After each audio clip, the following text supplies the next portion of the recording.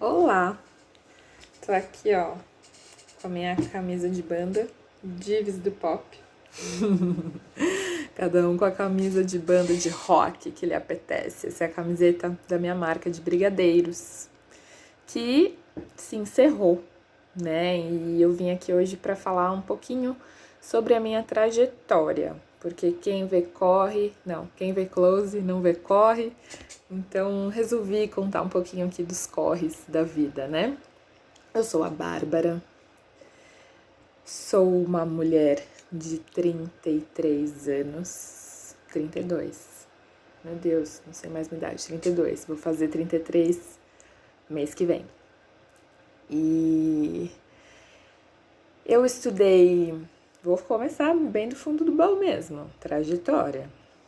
Estudei num colégio de freiras quando eu era bem criança, desde o jardinzinho até a quinta série. Era perto da casa da minha avó, que eu ficava bastante lá. Depois eu fui estudar numa escola em Cotia e acho que lá o mosquitinho da Gratiluz picou. Quinta série, gente. E eu achava achava horrível. Era a comida toda natureba, arroz integral, e nessa época eu não gostava de feijão. E eu aprendi a gostar de feijão porque o feijão escondia o arroz. Pois é, alimentação vegetariana, gente. Pleno 1999. 99, 2000, era por aí. Depois dessa escola, eu fui estudar numa escola pública na Lapa, que era uma escola muito boa, mas foi se deteriorando, não é mesmo? Como todo o ensino público desse nosso Brasil.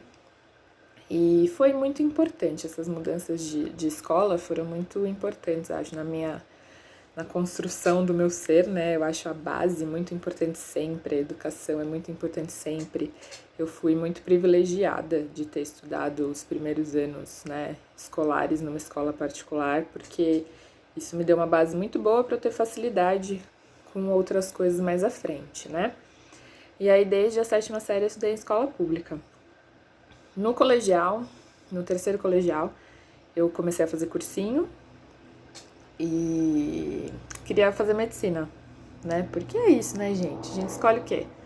Medicina, engenharia ou direito, né? Agora é que tá essa coisa, com várias opções. Mentira, naquela época já tinham várias opções, mas essas são as que mais gritavam aos olhos naquele tempo.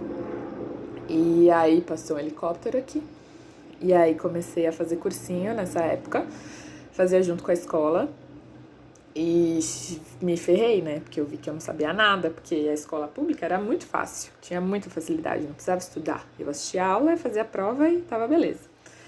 Aí no cursinho lascou, tive que estudar muito, foi bem puxado e aí não passei, óbvio, né? Medicina, chance assim, né? Minúscula para uma aluna de escola pública passar em medicina direto do terceiro colegial.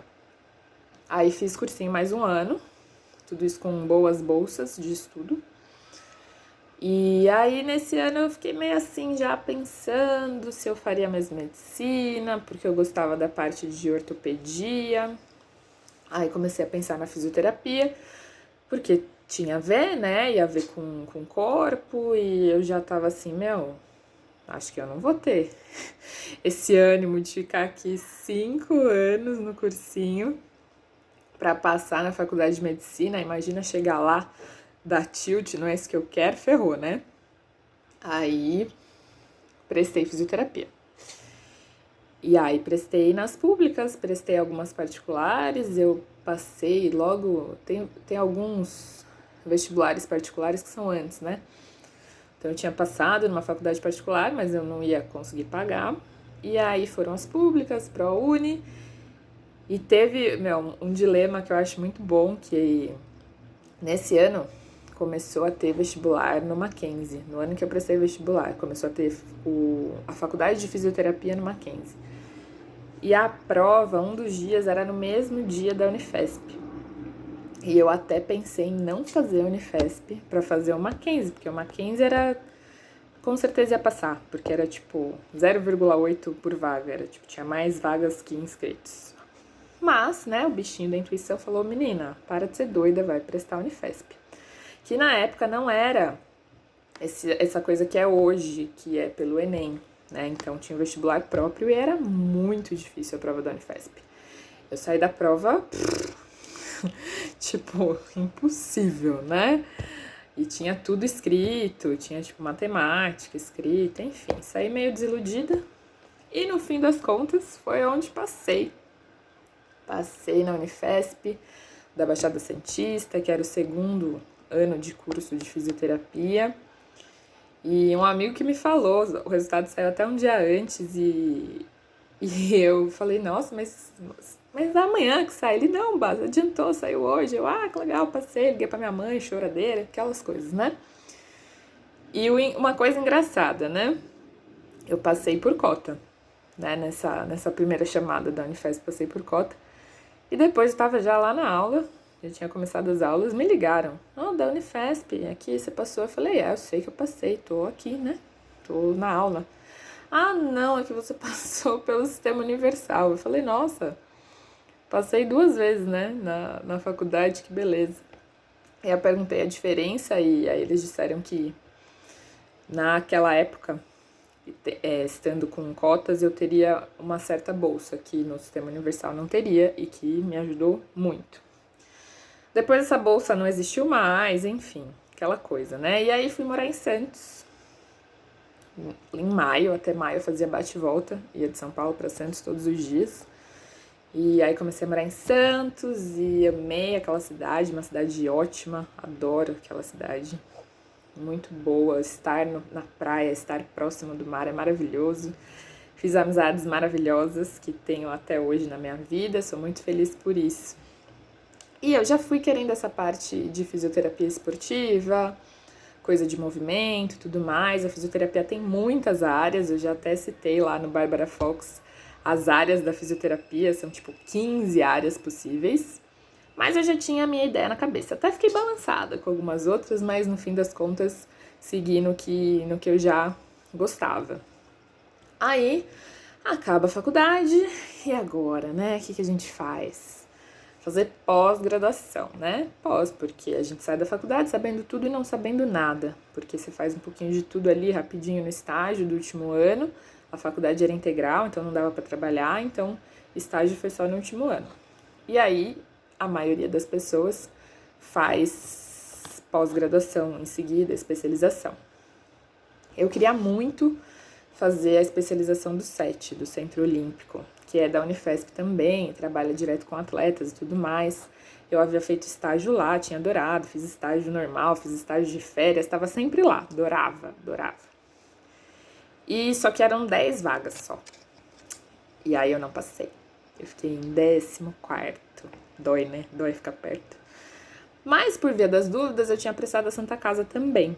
Que eu descobri nesse ano aí nesse último ano da faculdade, eu descobri a pós da Santa Casa, numas palestras, né? Que tinha um ciclo de palestras da SONAF, que era toda segunda-feira. E aí eu via, tinha um pessoal lá que já estava na pós da Santa Casa, eles faziam umas perguntas interessantes, falava, nossa, esse pessoal é bom, né? Esse pessoal é legal. E aí prestei, passei. A Santa Casa eu já havia passado antes de sair, acho, o resultado da Unifesp. Passei na Santa Casa e foi ótimo, né, gente? Foi maravilhoso, uma experiência incrível. Conheci novas pessoas maravilhosas, um novo olhar da fisioterapia. Mudança, gente, é sempre bom. É sempre bom. A gente sempre quer ficar lá pegado, né? Ai, quero esse que eu já sei, que eu já conheço, que eu sei como vai ser. Vai no novo. O novo é sucesso. E aí, fiz essa pós, que foi muito legal, muito bacana. Também fiz grandes amigos, que são grandes profissionais da fisioterapia. E depois disso, tô falando bastante, né? Comecei a trabalhar. Trabalhei um tempo com handball, fiz umas viagens, que foi super legal. Depois comecei a trabalhar com o basquete, que também foi bem bacana, né? Queria essa coisa do esporte e tal. Mas aí, vendo a rotina, já foi diminuindo um pouquinho a vontade de ficar tanto no esporte mesmo, né? De alto nível, entrar num time, porque a rotina é bem corrida, a rotina é muito doida, assim, do esporte, né? Você vive pelos campeonatos, você vive esse calendário. E foi bem bacana. E aí comecei a trabalhar em clínicas, que eu ganhei muita experiência, foi muito legal. Todos os empregos que eu tive foram ótimos. Eu gosto muito de todos os donos das clínicas que eu já trabalhei. Foram muito enriquecedores para mim como profissional, como pessoa, como empreendedora que estou aí nesse rumo hoje. Muito bacana. E aí bateu os 30. E aí bate a crise dos 30, o que eu tô fazendo, né? Queria abrir uma clínica, abrir uma franquia, mas não tinha dinheiro, mas aí, putz, essa clínica aqui tô meio, né, não tá batendo muito com o que eu acredito. Ai, quer saber? Vou dar um tempo. Uma surtadinha, né, básica ali da crise dos 30. Continuei atendendo meus pacientes particulares e fui fazer brigadeiro. Pois é, fui fazer brigadeiro. Sem querer, reencontrei uma amiga. Fiz uma amiga que a gente finge que a gente se reencontrou, que é a Monique Monteiro, num churrasco ali, eu tinha uns 26 anos, acho. Fazia uns 26, 27, rolou esse churrasco de reencontro da escola, aquela escola lá da 7ª série. E a gente se conheceu no churrasco, porque quando eu entrei na escola ela tinha saído. E aí ficamos super amigas e tudo mais, e nessas férias aí dos 30 anos, eu ia pra casa dela, lá em Vitória. E justamente no final de semana que eu estaria lá, ela ia dar um curso de brigadeiro. Ela, vou estar aqui, né, vou dar o curso, se você quiser participar do curso, você me fala. Eu falei, não, claro, te ajudo no que precisar, né, e tal. E aí fiz o curso de brigadeiro, e aí resolvi vender brigadeiro, que foi muito legal. Eu não vendo mais, mas o Instagram de Pop Brigadeiros ainda tá lá para vocês verem aquelas obras de arte que eu fazia, maravilhosas. E foi uma fase muito legal, uma fase que me despertou para saber que é possível fazer qualquer coisa, né? Se a gente coloca empenho, qualquer coisa dá certo. E junto, né, nessa crise aí dos 30, eu conheci as medicinas da floresta, né? Comecei a me conectar de uma outra maneira, assim, com a espiritualidade. Antes eu já frequentava centro espírita, né? Falei que eu estudei em colégio de freira lá quando eu era criança, né? E depois eu era a famosa católica não praticante, né? Que a gente é católico, mas a gente não necessariamente vai à missa todo domingo. E quando eu tava, acho que era na faculdade, eu comecei a ir na Federação Espírita Kardecista e fazia mais sentido pra mim, porque tinha palestra, né, não era aquela coisa tão doutrinatória como é a Igreja Católica, e achava que fazia sentido, me sentia bem, e ia lá fazer isso, né. E aí conheci, nessa fase aí de 29, 30, conheci uma grande amiga, Aline Beltrame, que ia num lugar, ela ia num lugar. Uma vez por mês ela ia num lugar, voltava em paz. Eu falei, onde você foi? Ah, foi num sítio. Até que a curiosa, né, de tanto perguntar, ela me falou o que era. E ela ia consagrar ayahuasca. E aí eu demorei um tempo pra ir, porque rola um medo, né? Tipo, essa droga, que é isso, né? Um negócio que você não sabe como que você vai reagir, negócio que talvez vomite, uma coisa meio estranha, então você fica receoso ali, né? Mas depois de um tempo, bateu a coragem e fui para essa novidade. E foi muito legal, foi muito diferente, realmente. É um acesso a um lugar, a uma caixinha ali da sua cabeça que você não acessa no dia a dia, não. É um pouquinho diferente. E é uma experiência bem pessoal, né? Tem estudos, tem vídeos aí, números sobre a experiência com a ayahuasca e as outras medicinas que vocês podem olhar. Mas digo que para mim foi muito enriquecedor no autoconhecimento, no olhar para mim, no me entender um pouco mais, né? Não tão lindo, fácil e belo como aqui contando rapidamente, mas importante. E aí segui nesse caminho, aí conheci a Umbanda, fui tentar entender melhor essas coisas que não são tão palpáveis, né? Essas coisas que a gente não vê, mas ouve falar, mas sente. Então essa parte espiritual foi bem importante para as coisas que eu acredito hoje. Nesse meio do caminho também comecei a fazer o curso de osteopatia, eu fiz os 2 primeiros módulos, que foi muito legal, que é uma coisa que eu acredito muito.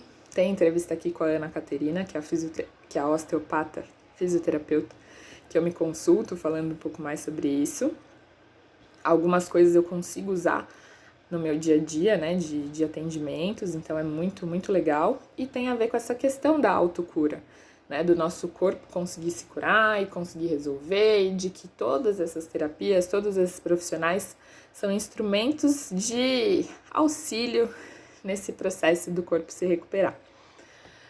E já falei disso aqui bastante também.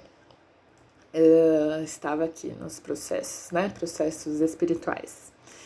E eu tinha um certo preconceito com meditação, com Zazen, essas coisas. Na faculdade eu até fiz algumas aulas de yoga com a Cabela, maravilhosa, que eu morei um tempo com ela, e me sentia muito bem, né? Me sentia muito bem mesmo, assim. Foi nesse momento que eu comecei a, ver que não precisa ser tão zen assim, né? E que dá pra meditar, dá pra usar a respiração, pro seu corpo funcionar melhor. Então, olha, as coisas aí foram se unindo, né? E nesses processos espirituais a respiração também é muito importante para sobreviver e para se acalmar nas horas mais complicadas. E aí, que mais? Onde eu quero chegar? Vamos chegar no corpo contente. E aí fiz algumas aulas de yoga também com a Dani, que foram muito legais nessa questão de respiração, de novos exercícios e novos lugares do corpo. O yoga foi bem importante na minha vida, assim, fazer aulas de yoga, nesse sentido de conhecer o corpo. Além dos outros esportes, né? No circo, no handball, que foram acontecendo em paralelo aí nesse tempo, antes dos 30. E aí, 32... prévia dos 32, pandemia, né, gente? Pandemia, fecha tudo, não trabalha, fica em casa 200% do tempo. E o que eu sempre pensei lá na minha cabeça, desde acho que antes de eu me formar na faculdade, era que eu queria um lugar que eu pudesse integrar várias terapias. E na época eu pensava em todas as áreas da fisioterapia. Eu lembro que eu tive essa conversa com a Cássia, não sei se ela vai lembrar, mas faz muito tempo. Foi logo que a gente se formou, eu falei disso com ela. De um lugar que tivesse todas as especialidades da fisioterapia, né? Um lugar integrado, uma coisa que pudesse ajudar as pessoas por todos os âmbitos. E isso já estava lá, né? Em alguma caixinha ali da cabeça. E na pandemia veio mais à tona o corpo contente. Um belo dia, acordei com esse nome, levantei, lembro que eu fui no banheiro escrevendo coisas do corpo contente, fui escrevendo as ideias de entrevistar pessoas de várias áreas, de conversar com as pessoas. E tava em pandemia, então tava todo mundo em casa, então seria mais fácil de falar com as pessoas, né? Porque todo mundo sempre tá correndo, todo mundo tá sempre sem tempo, é uma loucura essa vida, esse mundo, que Nossa Senhora, né? Então podemos ver o lado bom da pandemia, que a gente passou a valorizar talvez o nosso tempo, ver que não precisa correr tanto assim, que dá tempo, né? Como eu digo, dá tempo. E aí na pandemia nasceu o Corpo Contente.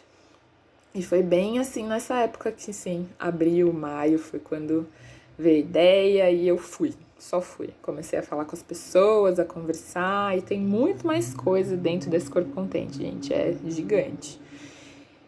E olha só, né, aí foi o ano pandêmico das entrevistas, falando com pessoas de várias áreas que eu já conhecia e que eu já tinha feito terapias com elas, coisas muito legais, muito maravilhosas. Vai lá maratonar o canal Corpo Contente, que tem muita coisa legal no YouTube. Tem coisa aqui no Instagram também, mas no YouTube tem mais coisa. E é isso, né? Corpo Contente, chegamos. E agora, nesse começo de ano, consegui materializar algo para dividir com o mundo de corpo contente, que é juntar tudo isso, toda essa minha trajetória, toda a minha história de vida, né? Não é um projeto da noite pro dia, né? É um projeto de vida toda, assim, acaba sendo bem isso, um projeto de vida que começa com essas turmas de exercícios que, graças a Deus, a deusa, aos seres de luz, da luz, do universo, a vocês, a meus amigos, rolou, tá rolando. Temos 3 turmas, segunda às 8 da noite, quarta às 7h30 da manhã e sexta ao meio-dia. Já tem pessoas inscritas, quero que venham mais pessoas, vou abrir de novo para vocês entrarem pro fim do mês, pra gente começar um mês novo e quem sabe abrir mais uma turma, para compartilhar isso, esse conhecimento do corpo, essa autonomia sobre o seu corpo, esse entendimento do que é melhor para você, do que você consegue fazer, do que você consegue melhorar. Então, esse expandir de consciência pelo corpo, porque a gente não precisa ficar indo só para a lua para expandir a consciência, né? A gente pode estar presente na respiração, presente no movimento, e isso é o tempo todo, todo o tempo. Essa presença é muito importante. Então, essa sou eu, uma parte de mim. Nunca palestrei tanto assim sobre a minha vida, sem interrupções, sem ser uma conversa. E vamos juntos usar o corpo, conhecer o corpo, entender o que é essa máquina perfeita que a gente tem, que sempre dá um jeito, que sempre nos carrega. Vamos ajudar ela a nos ajudar, a gente tem que ajudar o universo a ajudar a gente. E eu tô aqui para compartilhar isso. Tô aqui pra gente se mexer, pra gente respirar. E num futuro, para ter esse lugar aí que comporte tudo isso que eu acho que nos ajuda, né? Todas essas áreas que podem juntas trazer pra gente o melhor, de acordo com a sua necessidade, com a sua identificação. E é isso. Essa é a conversa de hoje. Tudo isso por uma camiseta, gente. Comecei a falar porque eu botei essa camiseta e falei, olha só que legal, né? E é isso aí. Um beijo. Qualquer coisa, estou por aqui. Só mandar um alô. Valeu!